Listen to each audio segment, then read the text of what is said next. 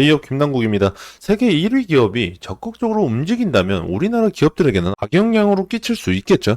오늘 제가 이 말씀부터 드린 이유가 이 생물보안법 관련해서 CDMO 시장이 점차 커지고 있는 와중에 전 세계 CDMO 1위 기업인 론자가 드디어 움직임을 보이고 있습니다. 생물보안법으로 인해서 이 반사이익이 생길 거라는 기대감에 국내 CDMO 기업들도 여러 움직임을 보여주고 있는데 론자는 이 시설 투자를 확대하면서 제조 시설을 추가를 했습니다.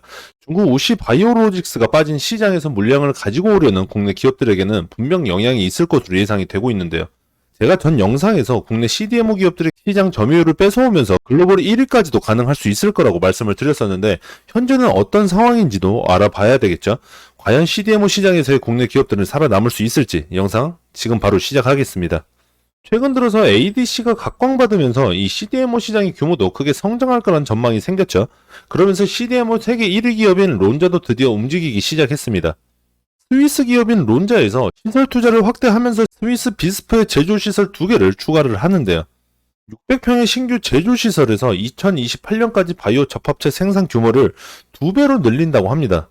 국내 기업 중에서도 이 CDMO 글로벌 순위권에 들어가면서 제가 1위까지도 노려볼 만하다고 앞전 영상에서 말씀드린 적이 있는데 이제는 과연 가능할지 의문입니다.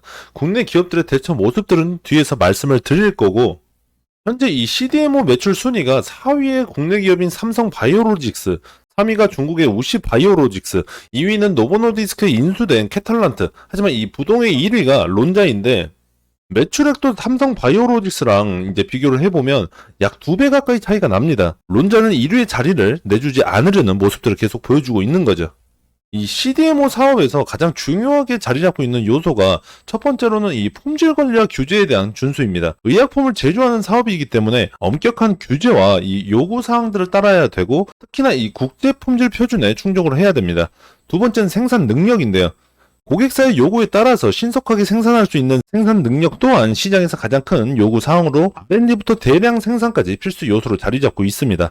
세 번째는 전문성인데요. 어느 바이오 사업과 같이 당연히 기술력이 요구되는 건 맞습니다. 하지만 이 CDMO 자체는 위탁 개발과 생산을 동시에 요구되기 때문에 최신 기술이나 이 트렌드에 대해서도 이해도를 필요로 하고 있는 거죠.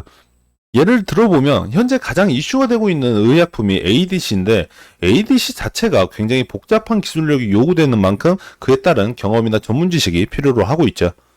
네 번째는 공급망 관리인데요.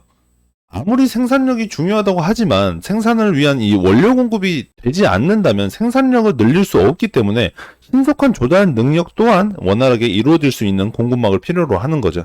마지막으로는 이 고객사와의 신뢰성인데 위탁개발 생산의 특징상 고객의 요구를 정확히 이해해야 되는데 커뮤니케이션이 잘 되지 않는다면 신뢰성이 무너지고 그로 인한 실적 하락에 영향을 끼칠 수 있습니다. 앞에서 말씀드렸던 이 요소들이 모두 중요하겠지만 제가 생각했을 때 이 CDMO 시장에서 가장 중요시되는 부분은 생산 능력이라고 생각이 됩니다. 글로벌 CDMO 기업들의 이 생산 능력을 비교를 해보면 삼성바이오로직스가 60만 리터, 론자는 30만 리터, 베링거 인게라임은 37만 리터, 우시바이오는 44만 리터로 현재까지는 삼성바이오로직스가 생산력의 최고 수준을 자랑하고 있습니다. 2028년의 전망치 또한 이 다른 기업들과 비교를 했을 때 삼성바이오로직스의 전망치가 앞서 나가고 있는데 2028년까지 132만 리터까지 늘릴 계획이라고 밝힌 바 있습니다. 현재 바이오 의약품의 CDMO 시장 규모는 연평균 10.1%씩 성장하고 있는 상황에서 2032년 생물보안법이 시행이 된다면 그로 인한 반사이익을 먼저 선점하는 게 핵심 포인트라 생각이 되는데요. 이런 상황에서 국내 기업들은 CDMO 사업 확대에 본격적인 움직임 또한 긍정적으로 보이고 있습니다. 삼성바이오로직스는 현재 5공장 건설에 힘을 쓰고 있으면서 글로벌 빅파마와의 계약건을 계속 체결을 하면서 수주량을 늘려가고 있습니다. 추가적으로 5공장이 완공이 된다면 이후 바로 6공장까지 증설할 계획을 가지고 있죠. 생물보안법이 시행이 된다면 가장 수혜를 볼 수 있는 기업으로 삼성 바이오로직스가 지목되고 있기 때문에 계속해서 추적 관찰할 필요성은 있다고 생각이 됩니다. 셀트리온 또한 이 수혜주로 손꼽히고 있는데 추가적으로 공장을 증설하면서 확장의 속도를 내고 있습니다. 이 외에도 국내의 많은 기업들이 이 CDMO 강화를 위해서 계속해서 중장기적 성장 동력 확보에 기대감이 확대되고 있는데요. ST팜은 기존의 중국 기업 원료를 국내 기업으로 전환을 했다는 점이 부각되고 있고 바이넥스는 셀트리온과 CMO 국산화 협약을 맺었습니다. 또 삼일제약은 CDMO를 대비하기 위해서 이 베트남 의약청으로부터 GMP 인증을 획득하면서 국내 식약처, 미국 CGMP, 유럽 GMP를 순차적으로 획득할 계획이라고 밝혔습니다. 이렇게 많은 기업들이 부단한 노력들을 기울이고 있기 때문에 이 CDMO 시장에서 이 국내 기업들의 선점은 확보될 거라 평가가 되고 있죠. 이렇게 글로벌 CDMO 1위 기업인 이 론자의 움직임에 국내 관련 기업들도 CDMO에 대한 대비를 해나가는 모습 확인하실 수 있습니다.